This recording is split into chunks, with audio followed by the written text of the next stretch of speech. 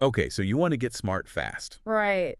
Well, today we are taking a deep dive into getting a master's in computer science in the USA. Yeah, we've gone through a ton of information on MSCS programs Yeah. all across the U.S., and we are going to try to condense this down into some digestible pieces Yeah. so you can feel confident and Yeah. informed about pursuing this degree. That's exactly it. We're going to cover why the USA might be a good place for you to do this. Yeah, We're going to look at top universities and what they specialize in. right. We're going to cover the admissions requirements, the Yeah. financial side of The things, dollars and cents. and how to get over those hurdles. Then we'll look at some career paths. Yeah, some Oh, popular career paths. and what you can expect to make salary-wise. Absolutely. We're also going to walk through how to apply step by step. Yes, We'll look at common challenges and solutions very important. and highlight some key guidelines for applying in 2025. And maybe we'll even throw in some program statistics. Oh, some yeah? expert opinions. Yep. And maybe even a couple of inspiring stories Yeah. along the way. Okay, so let's start with the basics. Yeah. Why study in the USA for a master's in computer science? Well, the USA is really a global leader in technology and innovation, and that translates directly to your education because it means you have an evolving curriculum, you're learning from researchers who are Yeah. making breakthroughs, Right. and your network is full of people who are shaping the future. Right. So that leadership in tech fuels a really powerful academic environment. It does. And then that opens up some pretty huge career opportunities after you graduate. Exactly. You also get access to some of the top universities in the world. Okay, so speaking of those world-class universities, Mhm. let's zero in on some of the big names Okay. that keep popping up in our sources. First on the list is MIT. Massachusetts Institute of Technology, consistently ranked among the top computer science programs globally. Okay. And they have a very strong Focus on AI, machine learning, and cybersecurity. Yeah, I was noticing Yeah. a lot of those. So really leading the way in a lot of those things. Yeah. Especially AI. Yeah. Okay, cool. So then we have Stanford, Oh, yes. and you can't really talk about Stanford without talking about its location right in Silicon Valley. Absolutely. What does that mean for somebody who goes there?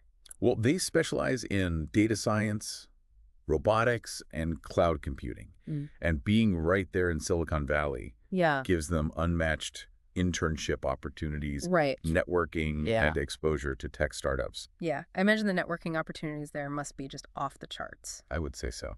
Okay. And next up we have Carnegie Mellon University. Also known as CMU. CMU. Okay. Very well known for its impactful research in AI, software engineering, and cybersecurity. So kind of along the same lines as MIT in that way. Yeah, a little bit, yeah. Although CMU is really big on industry collaboration. Oh, okay. So their students often get to work on real-world projects Wow. with major companies. Okay, cool. So then we have UC Berkeley. The University of California, Berkeley.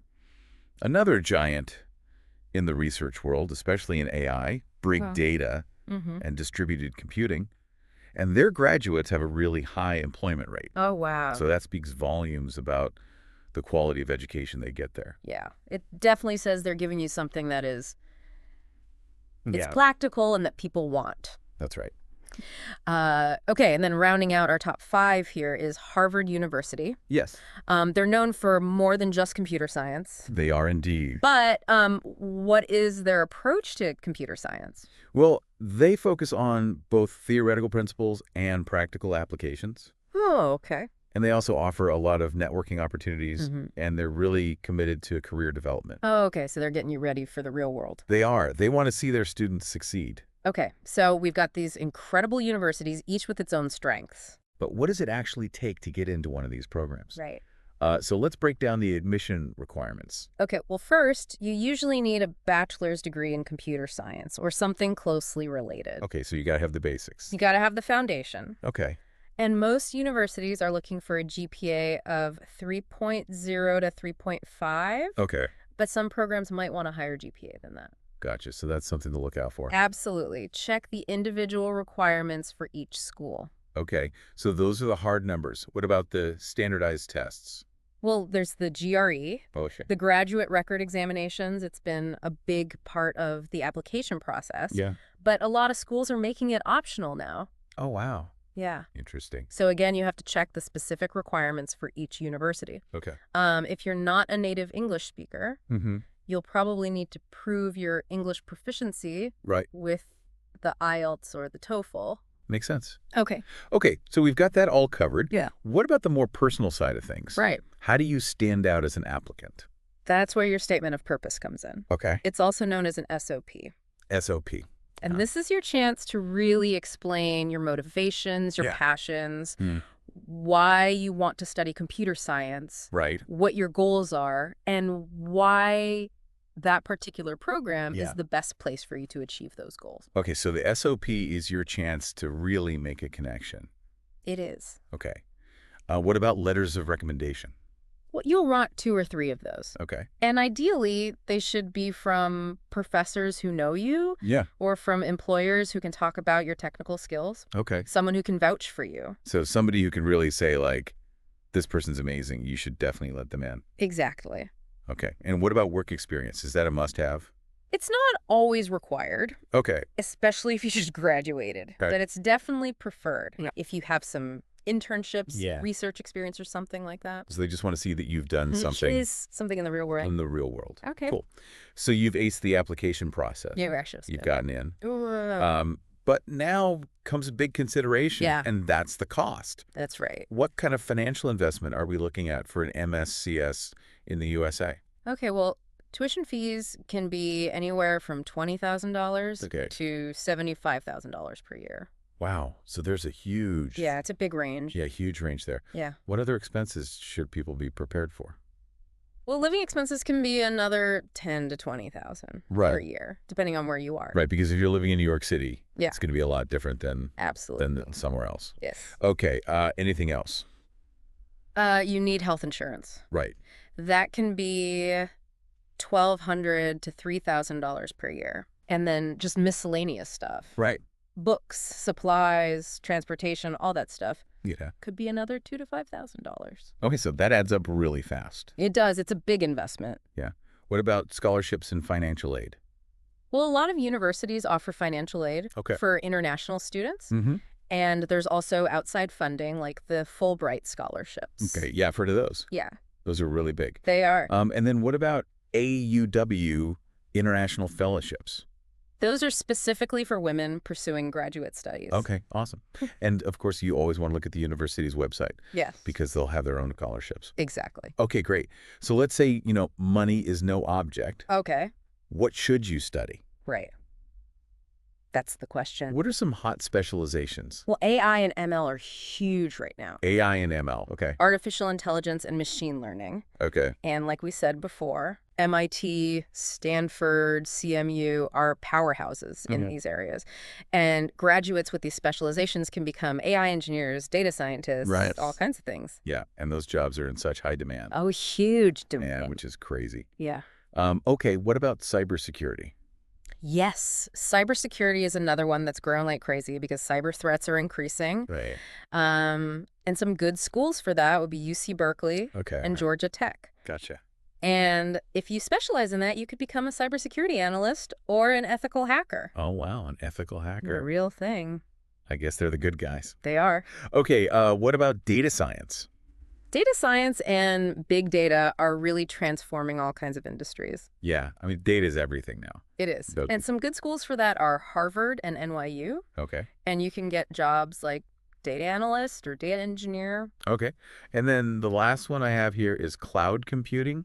Ah, yes, cloud computing. You know, everything's moving to the cloud these days. Yeah. So you've got the University of Washington and Purdue University Okay. with some really good programs there. And what kind of job?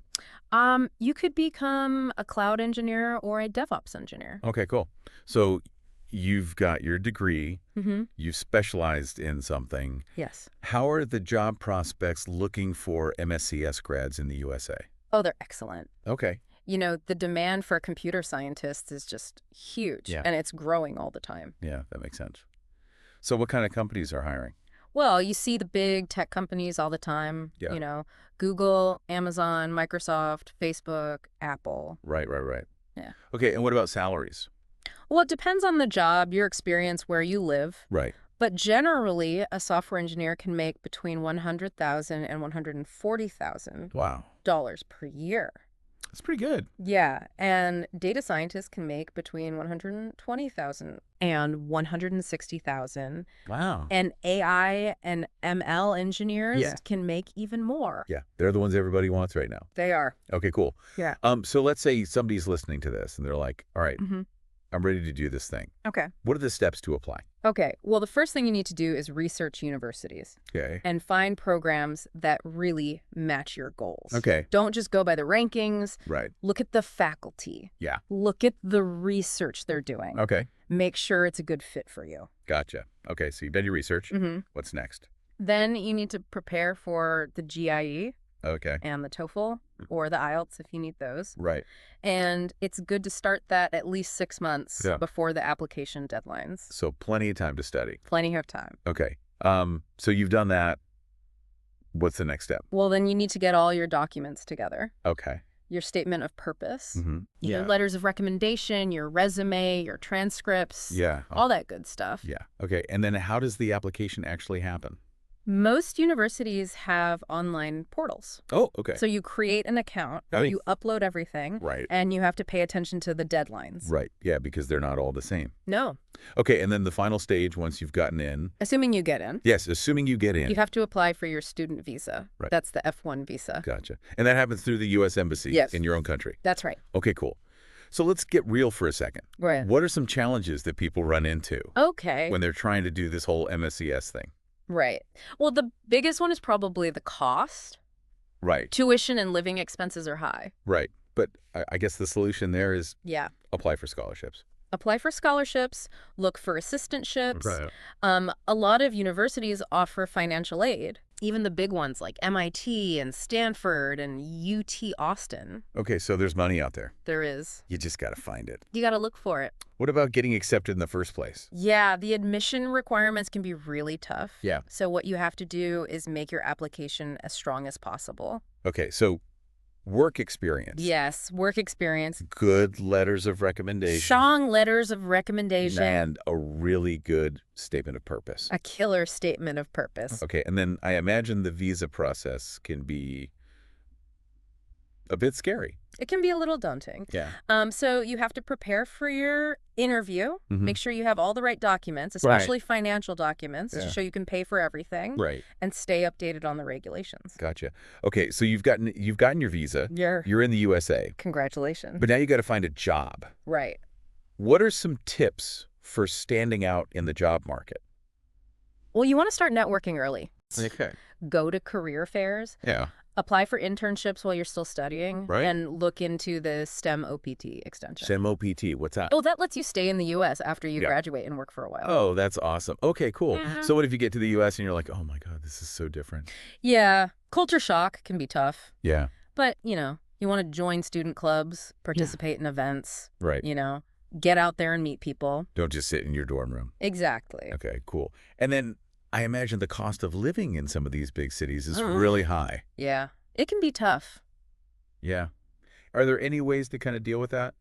Well, you could look at universities in cheaper cities. Okay. Like Houston or Pittsburgh or Atlanta. Okay, so not New York, San Francisco. Yeah, probably not those. LA.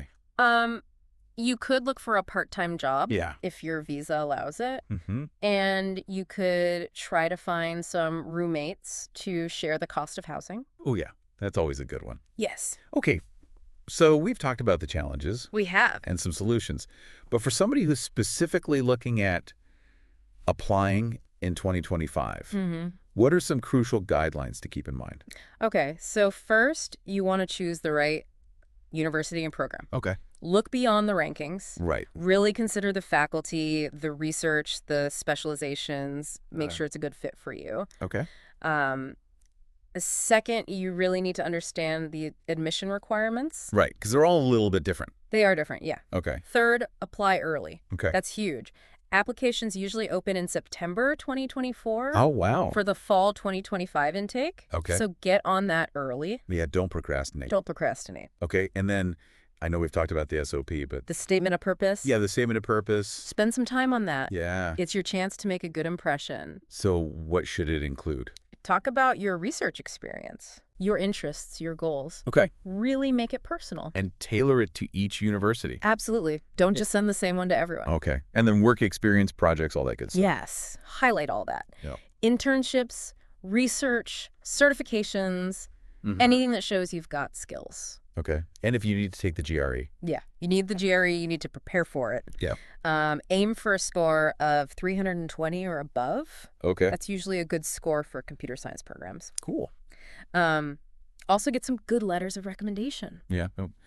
We talked about who to ask. Yeah. Ask professors or employers who know you well and can really recommend you. And give them plenty of time. Give them plenty of time. Because I know some professors, they'll put it off for the last minute. Yeah. Okay. Research scholarships. Yes. Look at university scholarships. Yeah. Outside scholarships. Right. Anything you can find. Because every dollar counts. Every dollar counts. Okay. Yeah. And make a budget. Yes. Know how much it's going to cost. Yeah. Figure out how you're going to pay for it. And it's not just tuition. It's living expenses, too. It's everything. Okay. And connect with alumni. Oh, yes. LinkedIn is great for that. Yeah. You can find alumni groups, talk to people, Yeah. get their insights. Okay, cool. Look for internships and jobs. Yeah. Start early. Yeah. A lot of big companies have internships for grad students. Okay. And those can turn into full-time jobs. Awesome. And don't forget about the visa stuff. Yes. Know the rules. Yeah. Stay updated. And just generally stay up to date on what's happening in tech. Absolutely. Okay, cool. So that was a lot of really good advice. It was. Let's switch gears a little bit and look at some program statistics. Okay. What are the numbers telling us about MSCS programs? Well, about 22,206 students graduate with an MSCS every year in the U.S. Wow. And 73.6% of them are international students. Wow. So it's really a global destination. It is. And about 30% of MSCS students are female. Okay. So that's good, but it could be better. It could be better. Yeah. There's still work to do there. And the job market for those graduates is? Growing. The Bureau of Labor Statistics projects a 15% growth in computer and IT jobs over the next decade. So it's a good time to be a computer scientist. It is. Okay. What does some experts have to say about all of this? Well, we have Dr. Zvi Galil, Okay. who is the former dean of Georgia Tech's College of Computing. Okay. He's a pioneer in online education. Okay. He's the one who really pushed for the online Master of Science in Computer Science. Oh, okay. The OMSCS program. Yes. He wants to make education more accessible and affordable. Okay. That's awesome. Then we have Dr. Sherry Wang, who is a statistician and professor at UT Arlington. Okay. She directs the Center for Data Science Research and Education there. Okay, cool. And she believes that a strong foundation in computer science and data analysis is essential. I can see why she'd say that. Yeah. Okay, who else do we have? We have Dr. Andrew Ng, Okay. who is an AI researcher and professor at Stanford. Mm-hmm. He believes that the USA is the place to be for computer science Okay. because of the cutting-edge opportunities, the collaborations, the faculty, and just the whole tech ecosystem. Right, okay. And then we have Dr. Fei Li, who is the co-director of the Stanford Human-Centered AI Institute. Okay. She sees an MSCS as a way to foster innovation, develop problem-solving skills, and create new technologies. Right. And she also points out that a lot of programs are interdisciplinary now. Oh, okay. And that students can build valuable business relationships. So you're not just learning the technical stuff, you're learning Right. how to be in the real world. Exactly. Okay, cool. Is there anything else that we should touch on here? Well, the sources include a few fictional success stories. Oh, yeah. Let's hear about those. Okay, so we have Rahul from Bangalore. Okay. He wanted to study AI and ML at CMU, but he was overwhelmed by the admissions process. Yeah, it can be pretty intense. It can be. Yeah. But he got some guidance on choosing a university, Okay. writing his statement of purpose, prepping for the GRE, and preparing for his visa interview. Okay. And he got in. Oh, wow. That's awesome. So it shows that if you put in the work and you get the right help, you can do it. You can do it. Okay, what about the next one? Okay, the next one is Priya from Chennai. Okay. She was really interested in cybersecurity at MIT, but she was worried about the tuition. Right, because it's MIT. She's MIT. Yeah. But she got help finding scholarships, Okay. writing her essays, and navigating the visa process. Okay. And she ended up getting a 50% tuition reduction. Wow, that's incredible. It is. Okay, and then we have one more. One more. This is Arjun. Okay. He had a decent GPA, Okay. but not amazing. Okay. He was really into cloud computing, and he had a good portfolio, Okay. but he was still worried about getting into a top school. Right. So he got help with showcasing his portfolio, Okay. writing his statement of purpose, and choosing the right universities. Okay. And he got into Stanford. Wow. So these stories are fictionalized, They are but they're based on real experience. real Yes, experiences. that's right. And one thing that I thought was interesting in the sources is this thing about Georgia Tech's OMSCS program. Oh, yeah, that's a really innovative program. Well, tell me about it. Okay, well, it's an online Master of Science in computer science. Okay. And it's way more affordable Okay. than a traditional program. Wow. And it's gotten a lot of praise. That's cool. Yeah, the Wall Street Journal even wrote about it. Wow. Okay, so it's legit.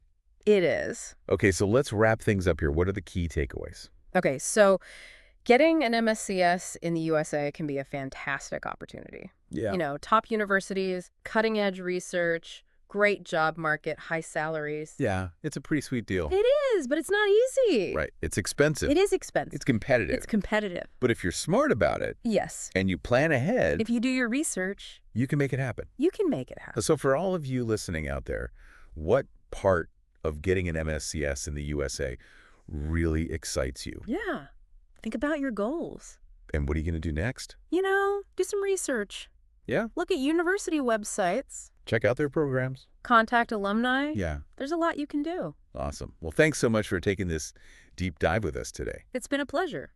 We hope this has given you a clearer picture of what it takes to get a master's in computer science in the USA. Good luck out there. Yeah. Best of luck.